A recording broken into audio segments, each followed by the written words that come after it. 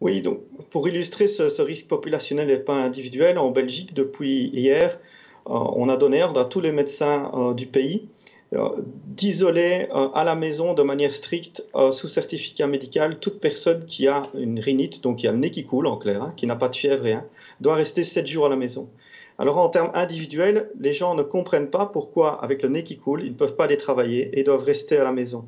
Parce qu'ils n'ont pas compris que cette fois-ci, on ne leur donne pas un certificat d'incapacité pour leur maladie et leur capacité d'être travailleux, d'être fatigué, on leur donne un certificat pour éviter que la population l'attrape.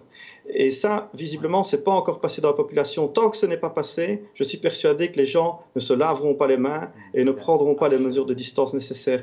Les médias ont un rôle essentiel à jouer pour faire comprendre qu'aujourd'hui, on doit être solidaire avant de penser à soi et à la maladie qu'on peut attraper soi-même. Il faut penser aux autres tous les jours, dans tous les actes que tous les citoyens font tous les jours. C'est-à-dire, concrètement, amener les gens à se percevoir non plus seulement comme contaminés potentiels, mais comme contaminants potentiels. Oui, absolument. Et pas seulement pour leurs proches et leurs familles, parce qu'on est bien sûr tenté d'être attentif, mais d'avoir une vision finalement civique de tout ça.